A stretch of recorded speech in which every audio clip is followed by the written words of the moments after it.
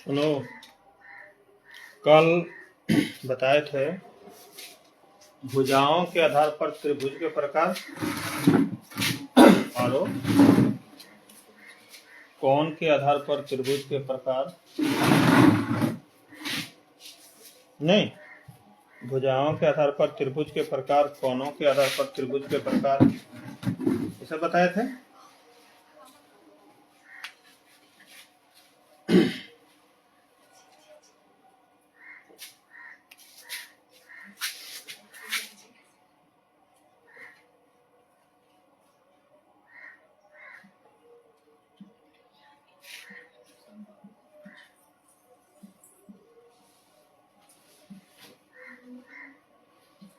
समबाहु त्रिभुज का परिमाप, क्या समबाहु त्रिभुज का परिमाप, तो त्रिभुज का परिमाप क्या होता है? तीनों भुजाओं का योग होता है ना। क्या होता है? तीनों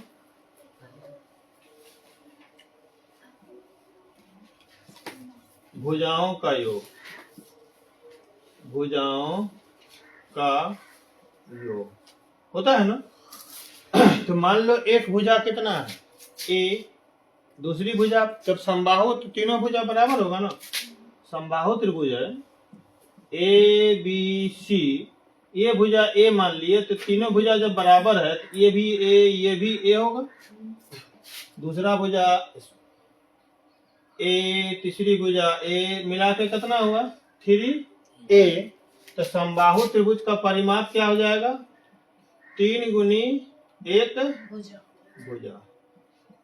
समबाहु त्रिभुज का परिमाप क्या होगा? 3 गुनी 1 भुजा।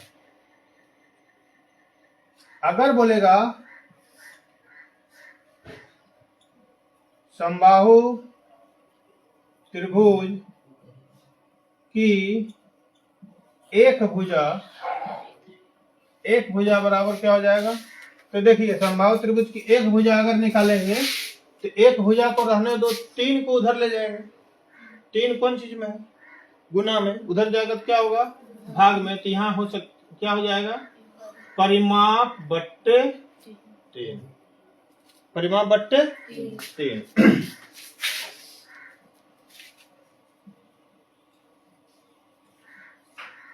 समबाहु त्रिभुज का क्षेत्रफल क्या होगा? √3/4 इंटू भुजा स्क्वायर। √3/4 इंटू भुजा स्क्वायर, ठीक है। और अगर हम इसी से अगर एक भुजा निकालेंगे, क्या निकालेंगे? एक भुजा अगर निकालेंगे तो निकल जाएगा, वैसे हो जाएगा। हाँ, इसको इधर ले आना है, √3 को बाय में लिख देना है, स्क्वायर है तो रूट लगा देना है। क्या हो? चलो ना, क्या हो? तो समबाहु त्रिभुज का क्षेत्रफल निकल गया। तो इसमें एक पूछा जाता है, क्या पूछा जाता है कि त्रिभुज में, कोई भी त्रिभुज अगर रहे, त्रिभुज में कितने विकर्ण होते हैं?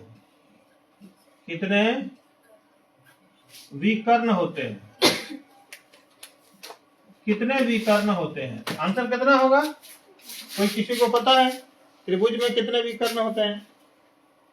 त्रिभुज में विकर्ण होते हैं 0। अब बोलिएगा कैसे? देखिए, ये त्रिभुज है, कहता विकर्ण क्या हो जाएगा? एक शीर्ष से दूसरे सम्मुख शीर्ष को मिला देंगे, उसी को विकर्ण कहते हैं। जैसे देखिए, ये क्या है?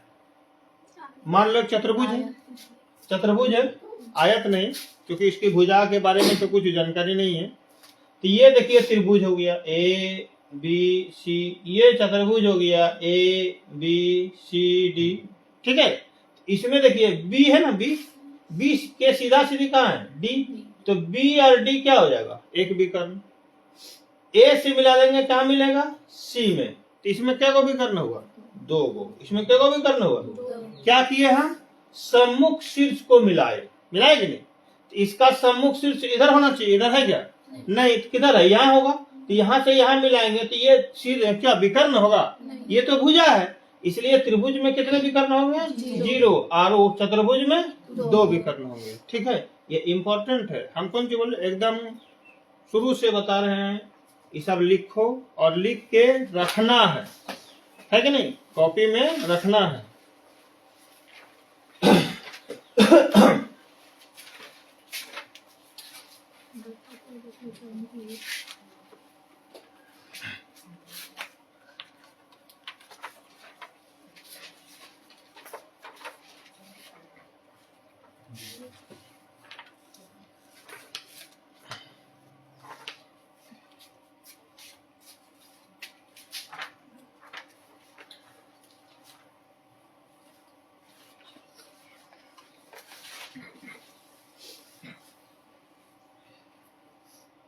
जरा जल्दी जल्दी लिखेगा तब ना ज्यादा पढ़ेगा।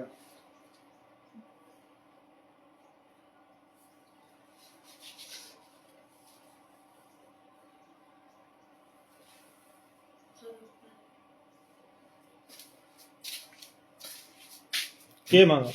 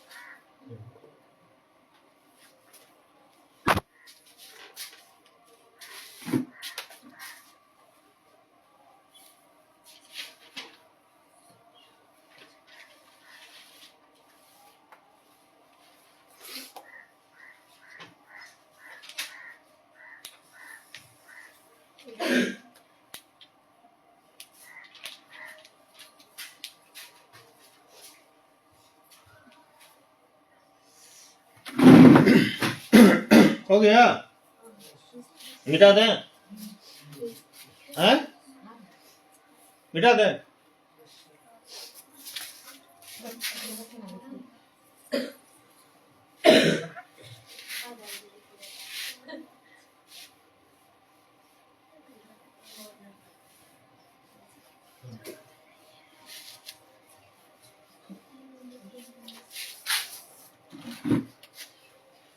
चलिए अब 2 नंबर में आता है समद्विबाहु बाहु त्रिभुज।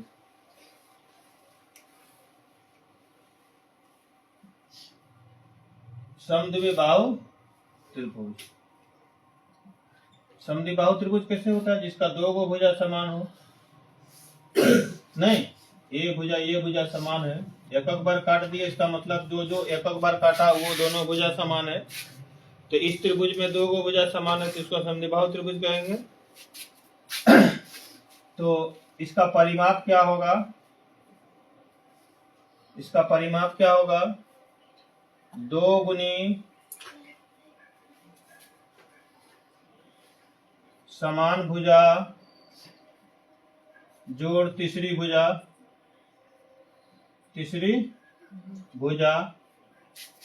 ठीक है। ऐसे तो किसी भी त्रिभुज में परिमाप निकालिएगा, तीनों भुजा जोड़ दीजिए, है कि नहीं। लेकिन कहीं कहीं पर अगर दिया जाएगा कि त्रिभुज का परिमाप ज्ञात करें जहां पर समान भुजाओं की लंबाई 5 सेंटीमीटर और तीसरी भुजा 2 सेंटीमीटर है, तब तो 3 को भुजा वहां कहां पाएगा, है कि नहीं। इसलिए यही सूत्र का प्रयोग करना है, समझ में आ रहा है ना। अगर हम बोलेंगे कि समद्विबाहु त्रिभुज की तीसरी भुजा समद्विबाहु त्रिभुज की तीसरी भुजा की लंबाई बराबर क्या होगा? हो जाएगा परिमाप घटा 2 गुनी समान भुजा, ठीक है। ये क्या हो गया? 2 गुनी समान भुजा यहाँ पर इसके साथ जोड़ल है, जुटल है, जोड़ में है। इधर लाएंगे तो क्या होगा? घटेगा। वही किए कि नहीं?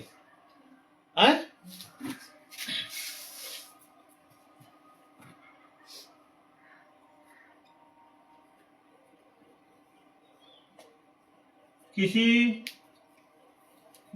त्रिभुज का बाह्य कोण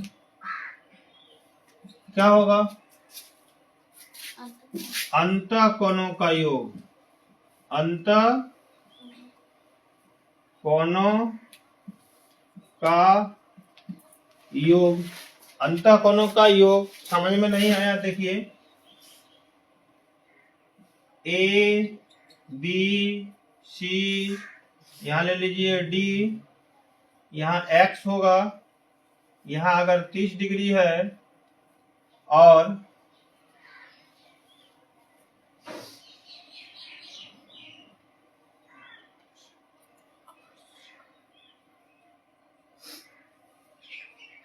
पचास डिग्री है मान लिया, और यहाँ पर चलो 60 डिग्री है, ठीक है ना। तो x का मान कितना होगा? इसके अंदर चले जाइए और दोनों सम्मुख भुजा जोड़ दीजिए। कितना होगा? 50 जोड़ 60 डिग्री बराबर कितना हो गया? 110 डिग्री। क्या था? किसी त्रिभुज का बाह्य कोण क्या होता है? अंतः कोणों का योग। अंतः कोणों का योग माने अंदर के कोण को जोड़ देना है। तो यहाँ क्या हो जाएगा? सम्मुख अंतः कोणों का योग। कौन अंतः कोणों का योग? सम्मुख अंतः कोणों का योग। क्लियर हो गया? फिर लिख लो।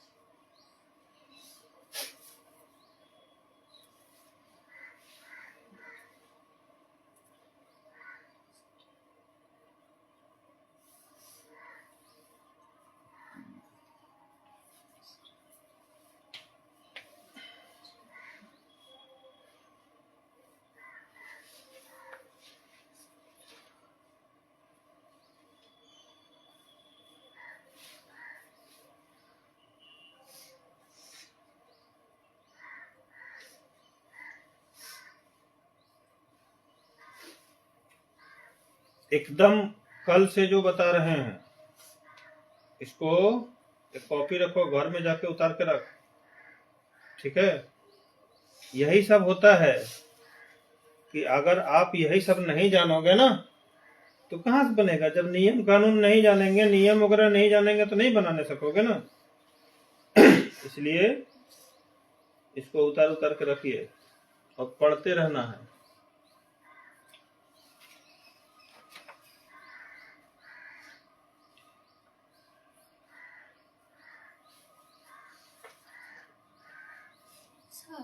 और किसी त्रिभुज के अंतःकोणों का भी सूत्र होता है क्या? अंतःकोणों का योग नहीं, अंतःकोण बराबर। हाँ, क्या होगा इसी में। अगर मान लिया जाए ये कौन पूछ दिया तो यहाँ का कौन दिया हुआ रहेगा। अभी तुरंत डिटेल इसका क्लियर कर रहे हैं। हाँ,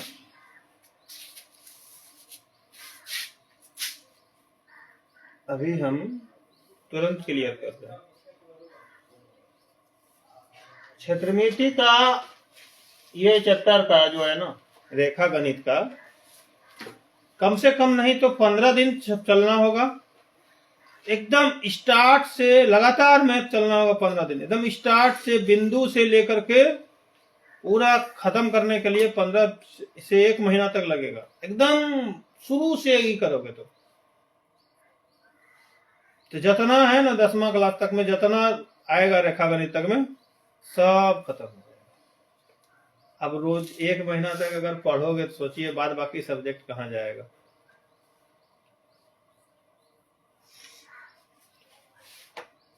मिटा सकते हैं। देखिए एक क्वेश्चन यहाँ पर अगर पूछा जाए कि सपोज दैट अगर यहाँ पर ये नहीं रहेगा, ठीक है, याद रखना यहाँ 50 डिग्री था ना, याद रखिएगा। हाँ, और यहाँ पर x रहेगा, ठीक है, और यहाँ पर 110 डिग्री रहेगा, ये मीटर है। चलो ध्यान दो।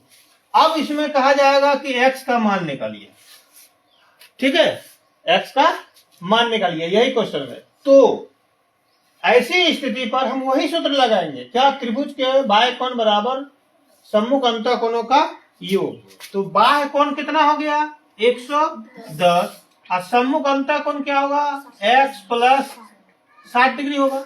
इसलिए x बराबर क्या हो जाएगा 110 घटा 60 बराबर कितना हो गया 50 डिग्री। सूत्र तो वही है, सूत्र तो वही है। समझ में आ रहा है ना। मिटाए हाँ?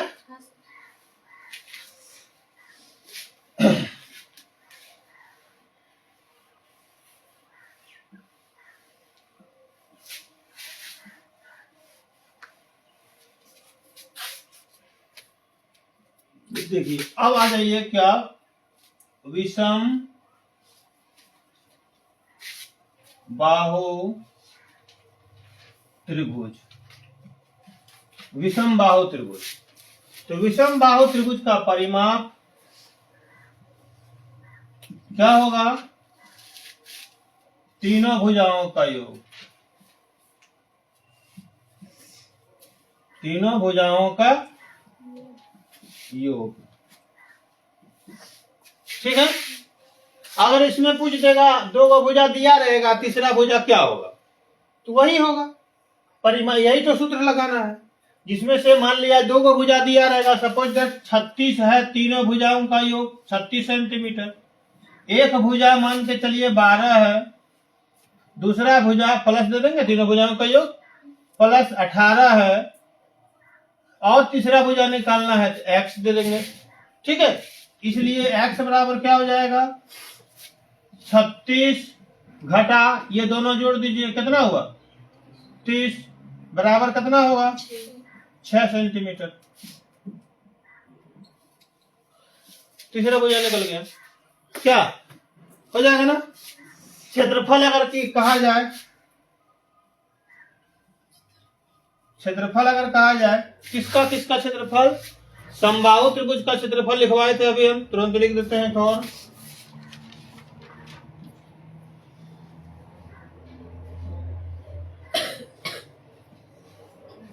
समबाहु त्रिभुज का क्षेत्रफल √3/4 इंटू भुजा स्क्वायर, ये होता है ना। लेकिन दो त्रिभुज और बच गया, कौन कौन, विषमबाहु त्रिभुज और समद्विबाहु त्रिभुज, उसका हो जाएगा 1/2 गुनी आधार गुनी ऊंचाई, है कि नहीं, 2 नहीं बल्कि 5, शेष 5 का, है कि नहीं। मतलब एक समबाहु त्रिभुज का ही क्षेत्रफल ये होता है, बाद बाकी में इसका प्रयोग किया जाता है। क्लियर हो गया। अगर आप समबाहु त्रिभुज में भी इसका प्रयोग करोगे तो नियम और शर्त क्या, उसमें लंब दिया रहेगा, आधार एक भुजा दिया रहेगा, तब इसका प्रयोग करोगे, है कि नहीं। और अगर सिर्फ और सिर्फ तीनों भुजा दिया रहेगा तो तीनों समान भुजा दिया रहेगा, समान रहेगा तो इसका मतलब एक ही भुजा देगा। जब एक भुजा देगा तो उस स्थिति पर इसका प्रयोग करना है। हो गया। उसके बाद हम लोग चलेंगे कोण के आधार पर।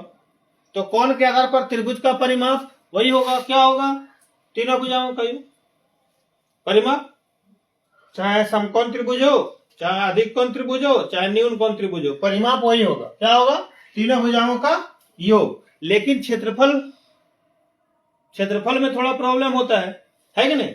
और समकोण त्रिभुज एक ऐसा त्रिभुज है जिसके बारे में भी बताएं, इसको जरा जल्दी से लिखिए तो मिटाएंगे हम, शुरू करना होगा फिर से।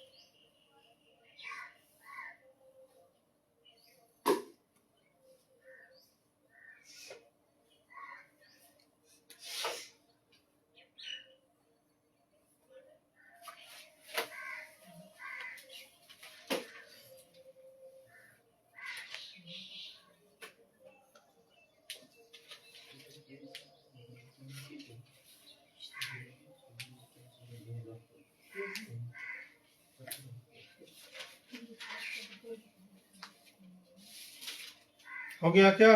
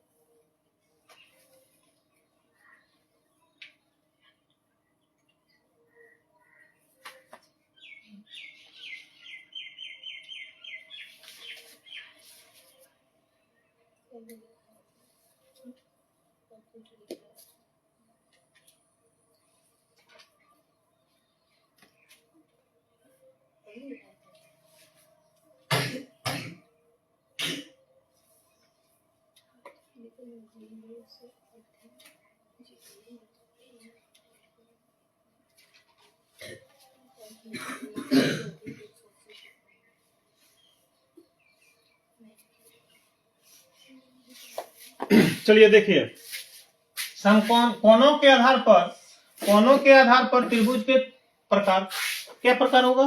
3 प्रकार होगा। हाँ, कोनों के आधार पर त्रिभुज के यहाँ लिख सकते हैं कितना प्रकार? 3 प्रकार होते हैं। पहला एक है समकोण त्रिभुज। ठीक है, समकोण त्रिभुज जिस त्रिभुज का एक कोण समकोण अर्थात 90 डिग्री हो उसे हम समकोण त्रिभुज कहेंगे। नहीं, जिस त्रिभुज का एक कोण समकोण मतलब कितना हुआ? 90 डिग्री हो उसे क्या कहेंगे? समकोण त्रिभुज कहेंगे। यहाँ देखिए फिगर बना दिया है, एक त्रिभुज एबीसी है जिसका एक कोण क्या है? 90 डिग्री है। ध्यान दीजिएगा, यहाँ पर एक बात है। क्या बातें ध्यान देना है? इसके बारे में जानेंगे गुण। क्या गुण जानेंगे? समकोण त्रिभुज का एक कोण 90 डिग्री होता है। एक कोण क्या होता है?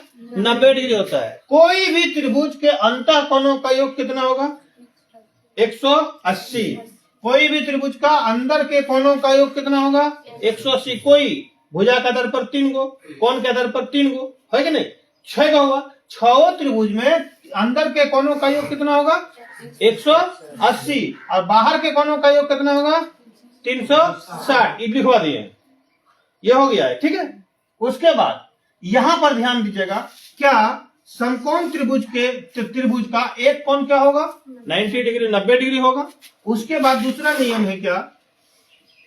समकोण त्रिभुज में 90 डिग्री के सम्मुख भुजा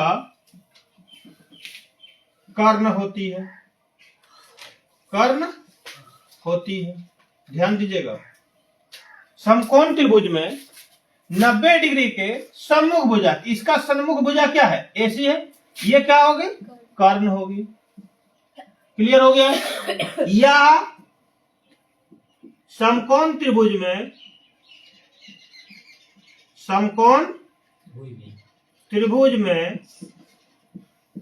सबसे बड़ी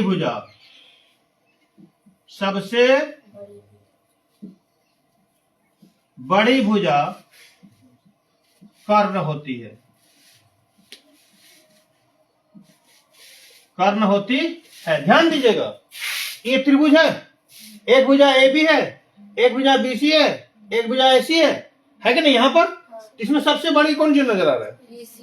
वो क्या होगा? कर्ण। क्या हुआ? तो कर्ण क्लियर हो गया है। 2 हिसाब से जान गए कौन ठो कर्ण है। पहला हिसाब, जो सबसे बड़ी भुजा होगा वो क्या होगा? कर्ण। कौन त्रिभुज की बात कर रहे हैं? समकोण त्रिभुज की बात कर रहे हैं, दूसरा त्रिभुज की बात नहीं कर रहे हैं। ठीक है, नेक्स्ट है, दूसरा नियम बताता है कि 90 डिग्री का सीधा सीधी कोण क्या होगा? कर्ण होगा। क्लियर हो गया? कर्ण को पहचानने समझ में आ गया। कभी भी हम बोल सकते हैं कर्ण कोण क्या है, कहां पर रहता है, तो बता सकते हैं कि जो सबसे बड़ी भुजा है वो क्या हो गया? कर्ण हो गया। दूसरा है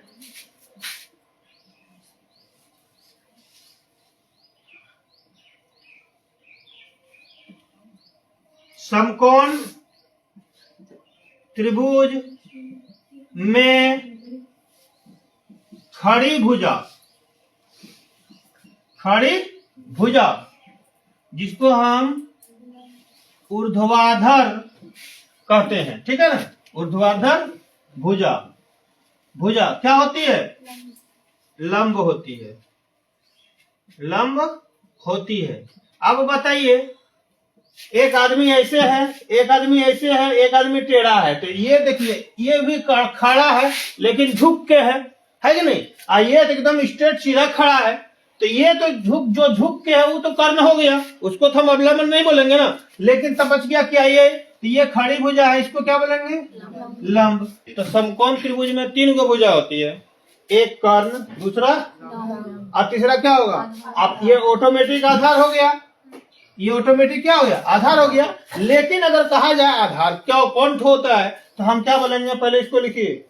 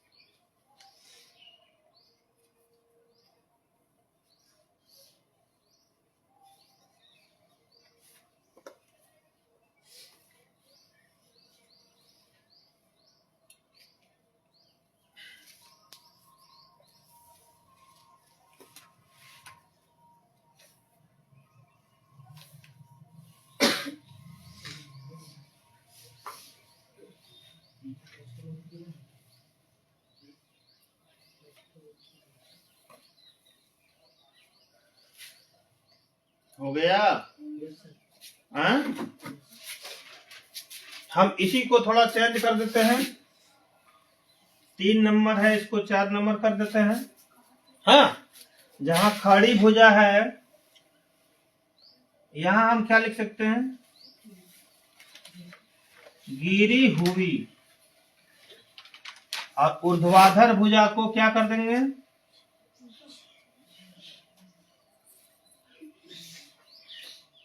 दो। क्षैतिज भुजा और लंब को क्या कर देंगे? आधार। नहीं,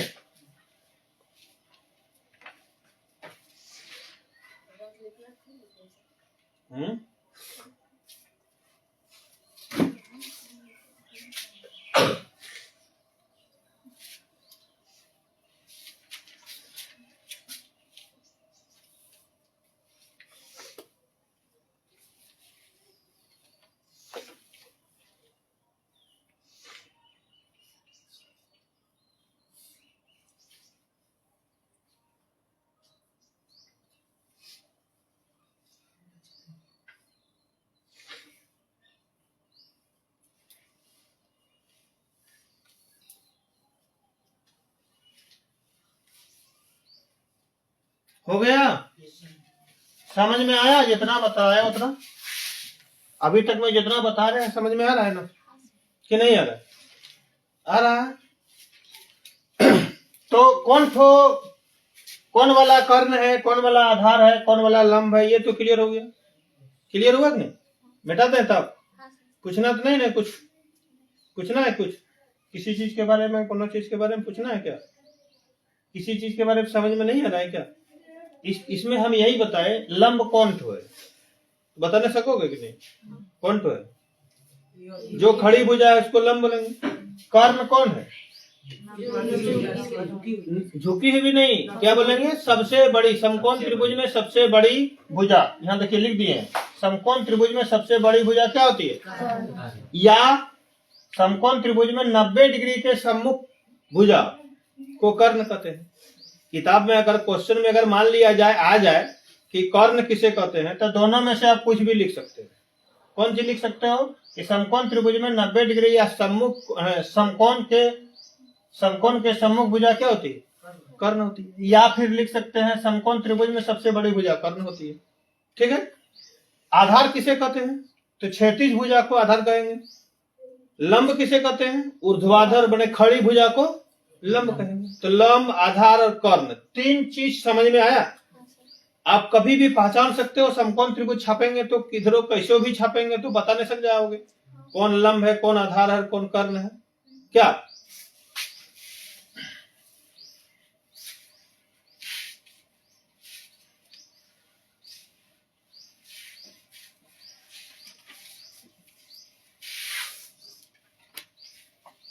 इसके बाद आपको जानना होगा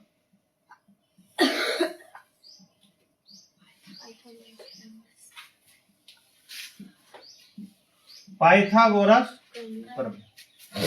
पाइथागोरस प्रमेय इसी त्रिभुज पर डिपेंड करता है, इसी त्रिभुज पर आश्रित है, इसलिए इसको जानना जरूरी है। पाइथागोरस प्रमेय किसे कहते हैं? किसी समकोण त्रिभुज में कर्ण का वर्ग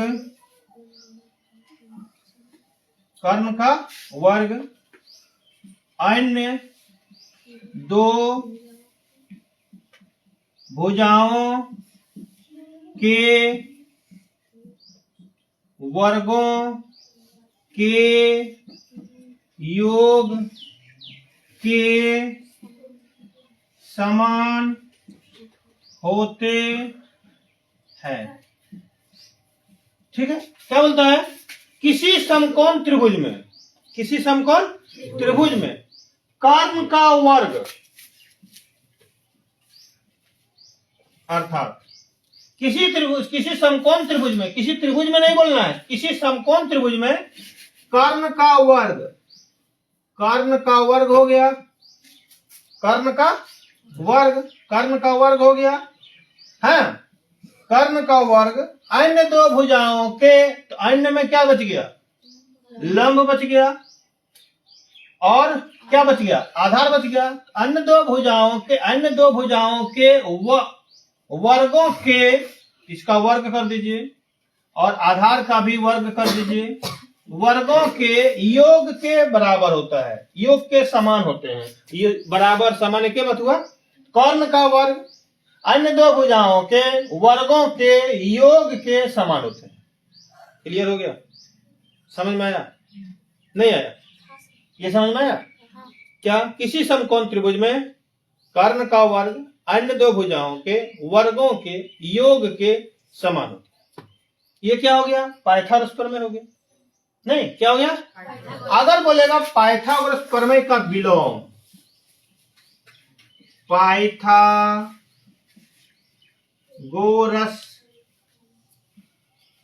प्रमेय का विलोम मतलब क्या होता है? विलोम में क्या होता है? उल्टा। विलोम में क्या होता है? उल्टा होता है कि नहीं? इस प्रमेय का विलोम देखिए, क्लास 10th में पाइथागोरस प्रमेय का विलोम दोनों को सिद्ध करना पड़ता है। तो सिद्ध करने की बात जब आएगी उस समय देखा जाएगा। अभी जो है, अभी इसको जानना है। तो पाइथागोरस प्रमेय का विलोम क्या हुआ? यहां बोलेंगे किसी त्रिभुज में बड़ी भुजा का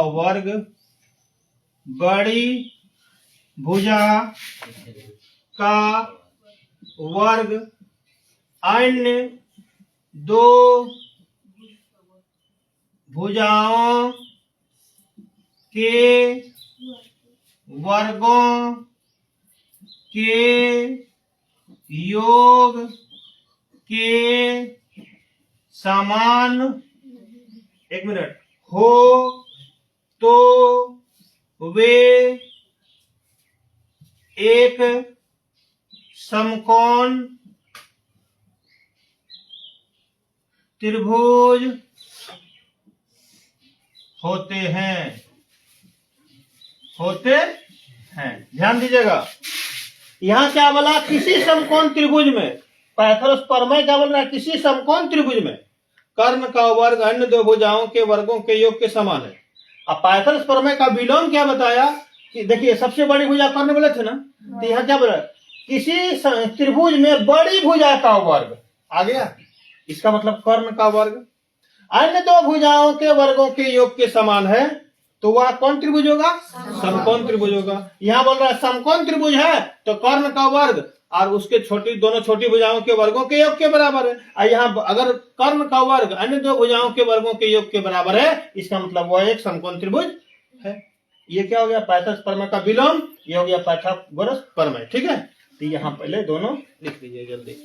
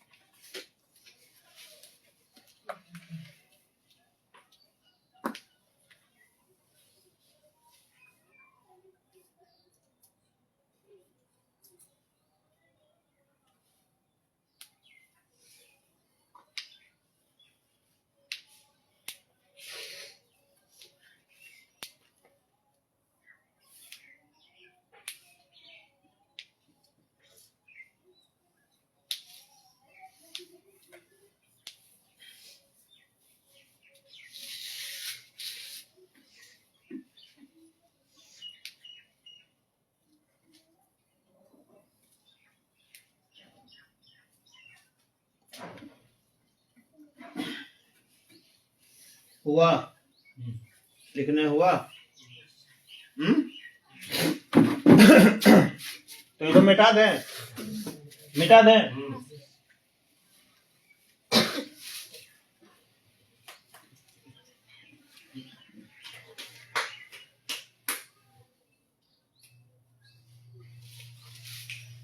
चलिए समझते हैं। हाँ, क्या समझते हैं? पाइथागोरस प्रमेय से हम लोग ये सीखे कि पाइथागोरस प्रमेय क्या बताता है कि कर्ण का वर्ग कर्ण का बराबर, क्या इसको मिटा सकते हैं? मिटा के फिर से बताते हैं, थोड़ा स्पेस मिलेगा, जगह मिलेगा तो अच्छा रहेगा।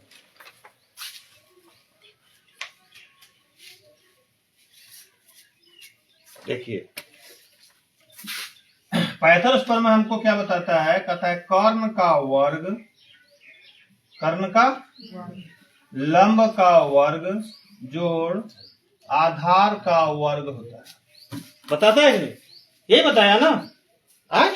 अब ध्यान दीजिएगा, अगर हमको निकालना है सिर्फ और सिर्फ कर्ण, देखिए यहीं से हिसाब बनना स्टार्टिंग हो जाएगा। अगर हमको सिर्फ और सिर्फ कर्ण निकालना है तो सिर्फ कर्ण निकालने के लिए, इधर बचाने के लिए तो स्क्वायर को उधर ठेल देना होगा, उधर भेज देना होगा।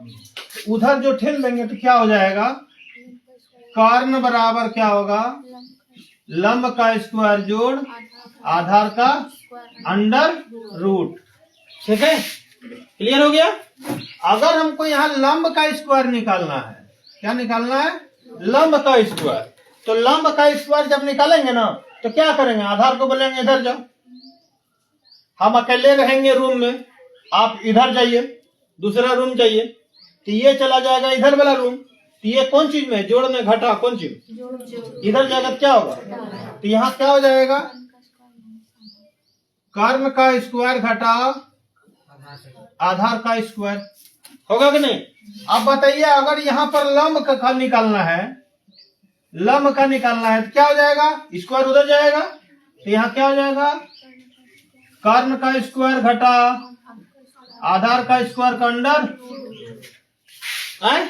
अगर बोलेगा नहीं, हाँ आधार बोलेगा नहीं हम रहेंगे, लंब को आप ही उधर जाओ, तो हम आधार बराबर क्या निकालेंगे? आधार का स्क्वायर बराबर कर्ण का स्क्वायर घटाओ लंब का स्क्वायर। या स्क्वायर अगर नहीं रहना चाहिए तो आधार बराबर क्या हो जाएगा? क्या हो जाएगा? कर्ण का स्क्वायर घटा लंब का स्क्वायर का अंडर। क्लियर हो गया? अब बोलिएगा, बोल सर जी इस तरह तो हम लोगों को लिखने के लिए तो नहीं आता है, जब भी लिखना पड़ता है तो इस त्रिभुज के आधार पर लिखना पड़ता है। तो इसके त्रिभुज के आधार पर बैठा दीजिए ना। यहाँ कर्ण का स्क्वायर बोल रहा है, कर्ण में क्या है? AC। ध्यान दीजिएगा, AC का स्क्वायर बराबर लंब में क्या है? AB का स्क्वायर प्लस आधार में क्या है? BC का स्क्वायर। अब देख ले, कर्ण का स्क्वायर बराबर लंब का स्क्वायर जोड़ आधार का स्क्वायर हो। अगर यहाँ सिर्फ और सिर्फ लंब निकालेंगे, इसका मतलब लंब में क्या है? BC AB। तो यहाँ AB का स्क्वायर अगर निकालेंगे तो क्या हो जाएगा? नहीं, AC का स्क्वायर माइनस BC का स्क्वायर। अगर BC का स्क्वायर निकालना है तब AC का स्क्वायर माइनस AB का स्क्वायर। ठीक है, और आपको इस प्रकार AC स्क्वायर BC स्क्वायर ये निकालना नहीं आता है। जब भी आता है क्या आता है? AB निकालो। नहीं, कर्ण भुजा कर्ण का निकालिए, लंब का निकालिए, आधार का निकालिए। तो इस त्रिभुज के अनुसार से यहाँ पर हो जाएगा AC कर्ण बराबर क्या होगा? लंब का स्क्वायर जोड़ आधार का स्क्वायर का अंडर। अगर हमको AB निकालना है, AB क्या है? लंब है, क्या होगा? AC स्क्वायर माइनस क्या होगा? AC स्क्वायर माइनस लंब निकाल रहे हैं ना, तो BC होगा, BC का स्क्वायर का अंडर रूट। और अगर हमको आधार निकालना है तो क्या लिखेंगे? AC square minus AB square का अंडर। क्या क्लियर हुआ? समझ में आया कि नहीं आया? जल्दी से लिख ले।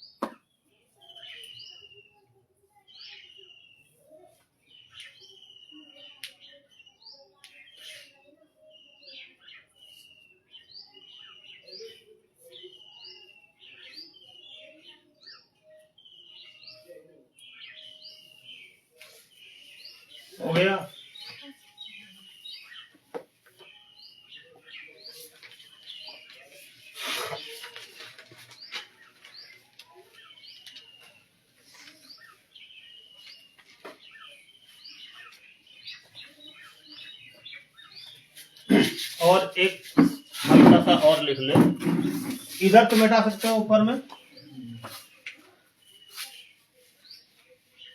तो मेरे ख्याल से त्रिभुज के बारे में लगभग खत्म है, ठीक है। न्यून कोण त्रिभुज और कौन त्रिभुज बच गया, अधिक कोण त्रिभुज, दोनों का परिभाषा तो लिखवा चुके हैं, है कि नहीं। परिमाप तो वही होगा और क्षेत्रफल तो वही होगा। इसमें एक चीज आपका 9 क्लास में बच जाएगा, हीरोन के सूत्र से त्रिभुज का क्षेत्रफल नहीं। तो यहाँ पर एक जरा और लिख लीजिए, क्या लिख लीजिए, कोणों के प्रकार, कोणों के प्रकार, ये लिखा हुआ रहेगा तो अच्छा रहेगा। पहला कौन सी होता है, शून्य कोण, पहला क्या हुआ, दूसरा क्या होगा, न्यून कोण, तीसरा क्या होगा, समकोण, अगला क्या होगा, अधिक कोण, उसके बाद ऋजु कोण, उसके बाद प्रतिवर्ती कोण,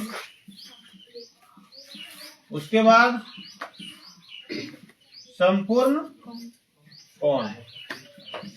तो न्यून कोण क्या, शून्य कोण क्या हुआ, 0 डिग्री के बराबर। शून्य कोण क्या हुआ, शून्य कोण क्या हुआ, 0 डिग्री बराबर। न्यून कोण क्या हुआ, 0 डिग्री से बड़ा, 0 डिग्री से बड़ा और 90 डिग्री से छोटा, या इसके बीच, 0 और 90 डिग्री के बीच। समकोण कितना हुआ, 90 डिग्री। अधिक कोण क्या होगा, 90 और 180 के बीच, 90 डिग्री और 180 डिग्री के बीच होगा। और ऋजु कोण क्या होगा, 180 डिग्री के बराबर। प्रतिवर्ती कोण 180 और 360 के बीच के कोण। और संपूर्ण कोण क्या होगा, 360 डिग्री। हाँ उतार लीजिए, नीचे मिटा दें।